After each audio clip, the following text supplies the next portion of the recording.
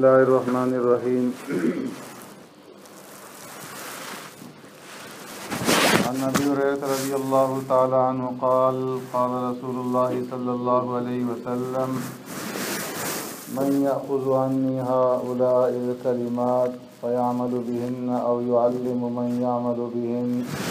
قلت انا یا رسول اللہ فاخذ بیدی فعد خمسا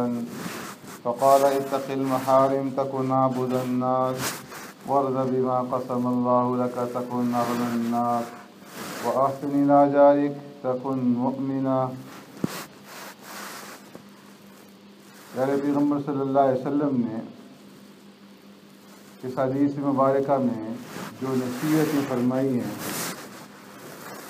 ان میں سے دو نصیحتوں کے بارے میں آپ حضرات کے سامنے پہلے ذکر ہو چکا ہے۔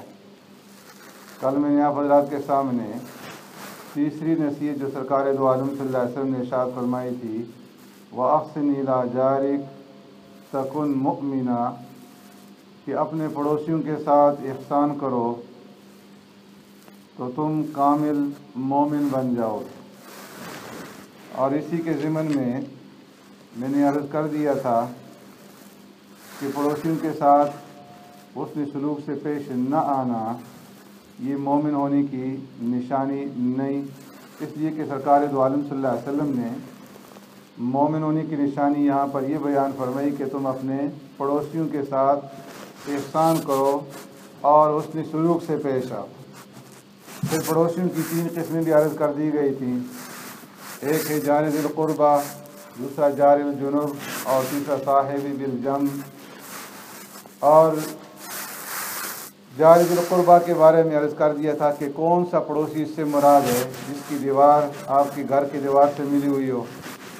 اور جن سے مراد وہ پڑوسی جو تھوڑے سے فاصلے پر ہو۔ بعض حضرات نے فرمایا کہ جار ذی القربہ سے مراد وہ پڑوسی ہے کہ جو آپ کے پڑوس میں بھی ہو اور آپ کا رشتہ دار بھی ہو، اور جار الجنب سے مراد وہ پڑوسی جو آپ کا رشتہ دار نہ ہو۔ بعض نے فرمایا کہ جار ذی القربہ سے مراد وہ پڑوسی جو مسلمان ہو، اور جار الجنب سے مراد وہ پڑوسی ہے کہ جو مسلمان نہ ہو، غیر مسلم ہو۔ تو ان تمام پڑوسیوں کے حقوق کا لحاظ رکھنا ہے، اور پیارے پیغمبر صلی اللہ علیہ وسلم نے پڑوسیوں کے حقوق کا ذکر فرمایا ہے۔ فرمایا کہ پڑوسی کا پہلا حق یہ ہے کہ اگر وہ حاجت مند ہے، ضرورت مند ہے، تو اس کی حاجت اور ضرورت کو پورا کرو اور اس کی ضرورت کا خیال رکھو۔ اگر وہ بھوکا ہے تو ایسی صورت کے اندر اس کو کھانا کھلاؤ۔ اور فرمایا کہ وہ آدمی مومن نہیں ہو سکتا کہ اس کا پڑوسی جو ہے وہ بھوکا سو جائے اور وہ اس کے کھانے پینے کا خیال نہ رکھے۔ فرمایا کہ اسی طرح پڑوسی کا حق یہ ہے کہ جو معاون چیزیں ہیں، جس کا ذکر اللہ نے سورہ معاون کے اندر فرمایا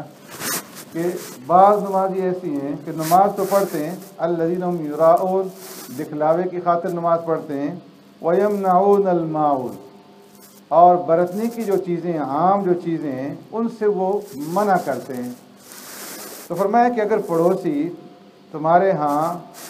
عام برتنے کی جو معمولی چیزیں ہیں ان کی ضرورت لے کر کے آئیں، چمچ کی ضرورت ہے، پلیٹ کی ضرورت ہے، برتنوں کی ضرورت ہے، یا جو ہے چینی ختم ہے اس کی ضرورت ہے، دودھ مانگنے کے لیے آ گئے،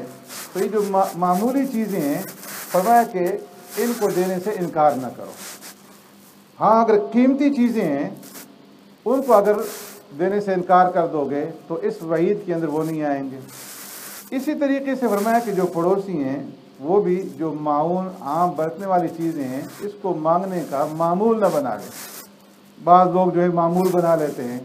اور تنگ کرتے ہیں اپنے پڑوسیوں کو، بار بار جا کر کے ایسی چیزیں مانگتے ہیں۔ فرمایا ایسا کرنا جو ہے یہ درست نہیں۔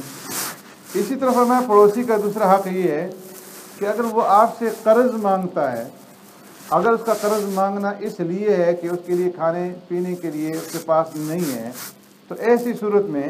فرمایا اس کو قرض دینا یہ فرض اور واجب ہے۔ اور اگر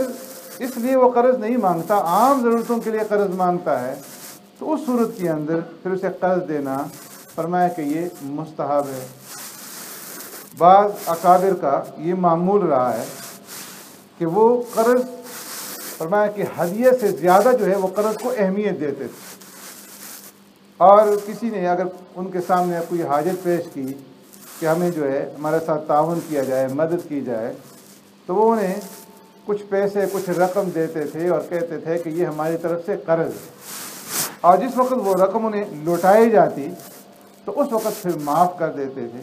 اور فرماتے تھے کہ اس میں دوہرا اجر ہے، ایک تو قرض دینے کا اجر کہ اس کی پیارے پیغمبر صلی اللہ علیہ وسلم نے حدیث کے اندر بڑی فضیلت بیان فرمائی،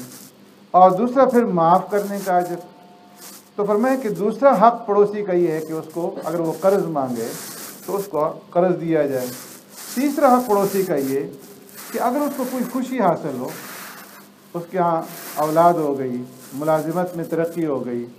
یا کوئی اور خوشی اس کو مل گئی، تو جا کر کے اس کو مبارکباد دو اور اس کو دعائیں دو۔ اور فرمایا کہ مبارکباد دینے کے لیے جب جاؤ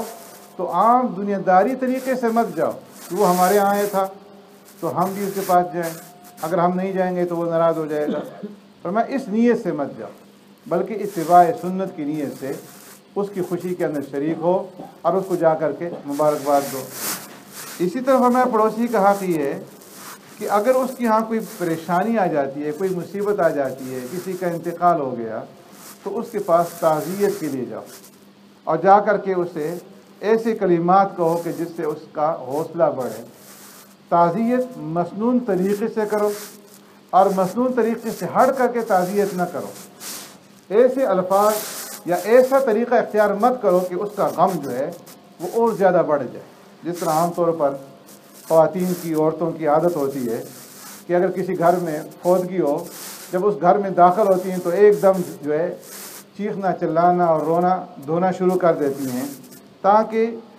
جو گھر والے باقی ہیں ان کا صدمہ اور زیادہ ہو اور سارے جو وہ رونے دھونے کے اندر لگ جائیں۔ فرمایا یہ تعزیت کا طریقہ ٹھیک نہیں ہے۔ تعزیت کا طریقہ یہ کہ جاؤ اور جا کر کے ایسے کلمات کہو کہ اس کا حوصلہ بڑھے اور اس کو صبر آئے، جس طرح کہ سرکار دو عالم صلی اللہ علیہ وسلم نے ارشاد فرمایا کہ اگر تعزیت کے لیے جاؤ تو کہو کہ ان للہ ما اخذ ولہ ما اعطى وکل شیء عنده باجل مسمى، اللہ ہی دیتے بھی ہیں، اللہ لیتے بھی ہیں، اور ہر ایک چیز کے لیے ایک وقت مقرر ہے، اس وقت مقرر کے اوپر ہر ایک چیز نے لوٹ جانا ہے۔ اسی طرح میں پڑوسی کا حق یہ ہے کہ اگر وہ بیمار ہے تو اس کی عیادت کے لیے، اس کی بیمار پرسی کے لیے جاؤ، لیکن بیمار پرسی کے لیے جب جاؤ تو ایسے وقت میں مت جاؤ کہ اس کے آرام کا وقت ہو، اس کو تکلیف اٹھانی پڑے، اس کی آرام کا خیال رکھ کر کے جاؤ، اور جب اس کی عیادت کرو، بیمار پرسی کرو، تو جا کر کے جم کر کے بیٹھ نہ جاؤ، بلکہ جاؤ خیر خیریت دریافت کرو، اس کے لیے صحت کی دعا کرو اور اٹھ کر کے واپس چلے جاؤ۔ بعض لوگوں کی عادت ہوتی ہے کہ جا کر کے بیٹھ جاتے ہیں اور گپیں لگانے شروع کر دیتے ہیں، اس سے بیماری کی پوری تاریخ جو ہے وہ پوچھنا شروع کر دیتے ہیں۔ فرمایا یہ طریقہ ٹھیک نہیں ہے۔ عیادت کے لیے مختصر جاؤ اور جا کر کے حال دریافت کرنے کے بعد اس سے اجازت دے کر کے واپس لوٹ جاؤ۔ ہاں اگر کوئی ایسا آدمی ہے کہ بیمار اس کے ساتھ مانوس ہے اور بیمار یہ چاہتا ہے کہ میرے پاس یہ بیٹھے، تو اس کے لیے بیٹھنے میں کوئی حرج نہیں ہے۔ تو اسی طریقے سے فرمایا کہ پڑوسی کے جتنے بھی حقوق ہیں ان تمام حقوق کا لحاظ رکھو۔ اگر تم ایسا کرو گے واحسن الی جارک تکن مومنا، اپنے پڑوسیوں کے حقوق کا خیال رکھو گے، ان کے حقوق کو ادا کرو گے، تو اس صورت کے اندر فرمایا کہ تم کامل مومن بن جاؤ گے۔ سبحانک اللہم بحمدک نشہد ان لا الہ الا انت نستغفرک ونتوب الیک۔ اللہم ربنا آتنا فی الدنیا حسنہ وفی الآخرۃ حسنۃ وقنا عذاب النار وقنا عذاب القبر وقنا عذاب الحشر وقنا عذاب الدین وقنا عذاب الميزان۔ اللهم إنا نعوذ بك من عذاب جهنم ونعوذ بك من عذاب القبر ونعوذ بك من فتنة المسيح الدجال ونعوذ بك من فتنة المحيا والممات۔ سبحان ربك رب العزة عما يصفون وسلام على المرسلين والحمد لله رب العالمين برحمتك يا أرحم الراحمين۔